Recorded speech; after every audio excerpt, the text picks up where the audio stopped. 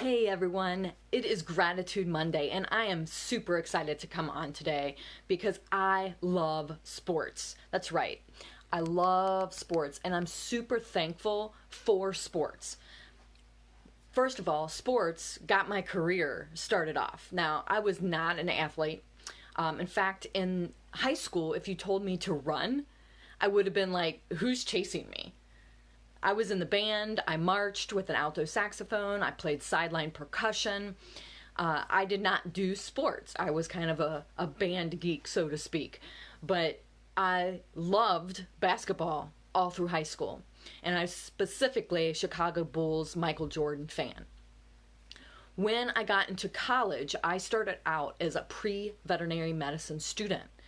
I had worked as a veterinary tech all through high school. I loved working with animals. I wanted to be a veterinarian since I was 5 years old. The problem was I had a sensitivity to cats that during my freshman year in college went full blown. I'm talking my eyes were swelling shut and my skin looked like a red lobster. So I quickly had to think, okay, what am I going to do here? And I switched into pre-med by default because basically they were the same classes as pre-veterinary medicine. And I hated it. I didn't want to be a doctor at that time. And so I looked at other majors and I was like, man, I want to stay in the healthcare field. I want to do something with medicine. And I love sports. So I chose sports medicine, athletic training. And that really kind of propelled my interest in the human body and human movement. And I'm just so thankful for that love of sports and having the opportunity to watch different sports and be involved with different athletes and different sports teams at Xavier University, where I received my bachelor's degree. But now I have a different perspective on sports, and I think one of the reasons so many people like sports is because it can be a symbol for life. And this past Saturday, I spent the day watching 4 lacrosse games with my daughter. Actually, more lacrosse games because there were games going on that my daughter wasn't playing in that I was still appreciating because I knew how hard my daughter had worked on her team all through the season, through rain delays, through snowy, weird wintry mixes in May and April. And I knew how far her team had grown. And so I was super excited to be there and watching these lacrosse games and thinking, wow, what the hard work that these girls had put in. And on a couple of other fields, there were boys playing lacrosse as well. But what I really could appreciate was the skill level that had been developed through the course of several months of just practicing and practicing. And in lacrosse, when they're passing the ball in the beginning of the season, there were a lot of dropped passes. But at these particular games, there were a lot of passes that they used to miss and now they were catching. There were a lot of shots on goal that they used to miss and now they were scoring. And it just was a reminder that when you put in the practice time, you might not be perfect at it, but you're going to hit more of your shots and you're going to win more by trying and practicing. And how true is that in the game of life? If you never try, you're never going to win at anything. If you don't put yourself out there, you're never going to succeed or even be able to reach your goals or reach your dream. So I love sports now because I can appreciate the amount of difficulty and the amount of skill and the amount of hard work that someone puts in to practice their craft, whether it be a sport or whether it be their career or whether it be just skills as a mom. And you're thinking, well, what skills would a mom need? Oh my gosh, when I have people come in and they say to me, oh, I'm just a stay-at-home mom. I'm like, are you kidding me? You have the most important job in the world. You are training your kids and teaching your kids to be good citizens, to be good members of society. Good morning, Julianne. Thanks for joining today. So when I look at sports and I see people working and practicing, and then they meet their goals or they show improvement, it's just like that in the game of life. In the game of sport, you practice and practice and you hone your skills and you try to perfect the skills that you need to play. In the game of life, you are also trying to perfect your skills. As a mom, you're trying to teach your kids right from wrong. You're trying to teach them to leave the nest, meaning you're teaching them responsibilities. You're teaching them how to do laundry. You're teaching them how to cook. You're teaching them how to be a good friend. And when you teach them that, then when it's their turn to go off to college or go get a job, they're not only going to have the skills they need to survive in the world, but they're also going to have the skills they need to treat people well. In sports, as a person is developing their skills, they're practicing, they're working on very, very specific things. Whether you're teaching your kids parenting or whether you're teaching your kids different tasks that they have to do, cleaning their room, things like that, teaching responsibility, or in the workplace, maybe you're working on a project and you've never done something and you have to learn certain skills on a computer, or you have to learn certain things to be able to make a product. All of these skills take time and practice. Once you hone those skills, they become second nature to you. And good morning, Jordan. Good morning, Kate. And so when we look at sports, I love sports because they are teaching people how to progress their skills.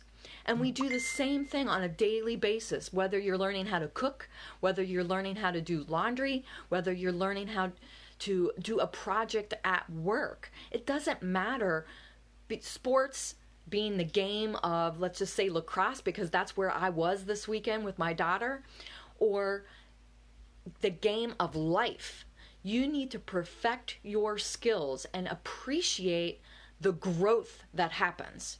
And I am so thankful for sports because you can see that in a game where kids practice and practice, and you watch them as they're developing, like my daughter in 3rd and 4th grade, and then you see a college team play or a professional team play, and that's a whole nother level.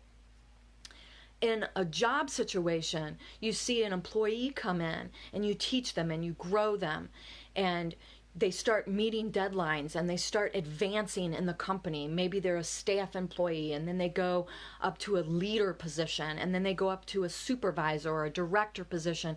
And all of that takes time over the course of years. But it was the days and the months that they put in ahead of time to get to the position that they wanted.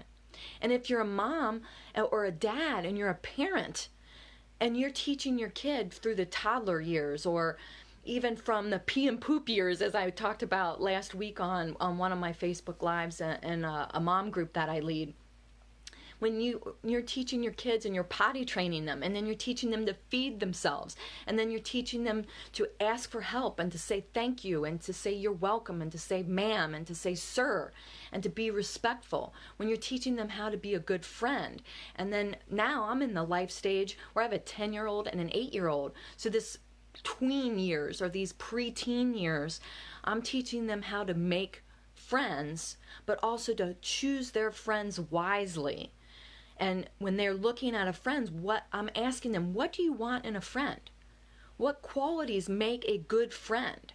How do you want somebody to treat you? Because when you project something to someone, they're going to reflect that back to you.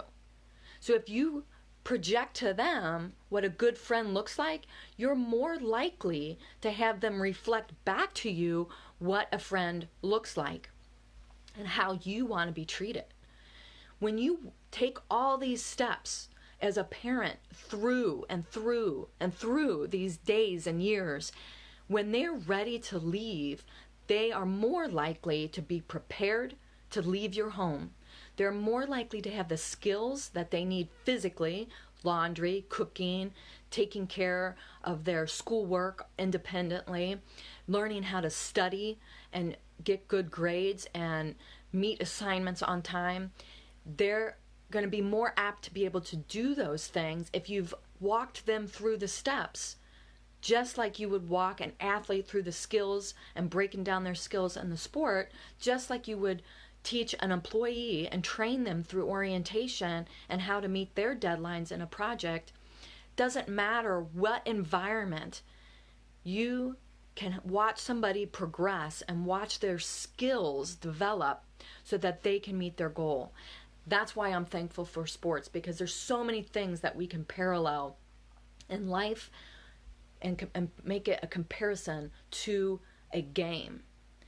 What we see on a field at game time is just a glimpse of all of the hard work that somebody put in. What we see when somebody gets accolades, good morning, Stephen, when somebody gets accolades or gets awards as a team member at work, what we see there is we see the end goal. We see a snippet of what they have done, but we don't always see what they did to get there.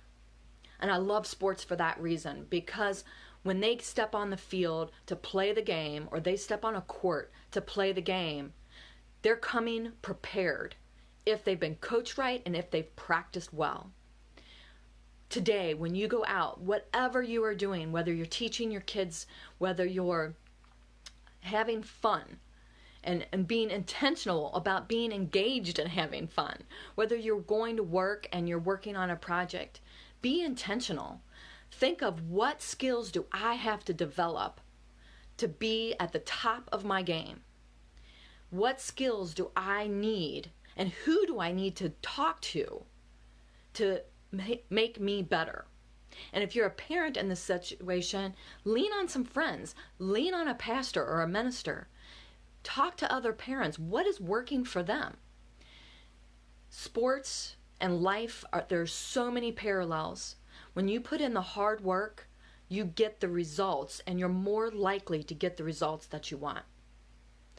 Go out there, practice, hone your skills, hone your teaching, your parenting skills, whatever it may be. But be thankful, be joyful, and give a great day. Thanks a lot.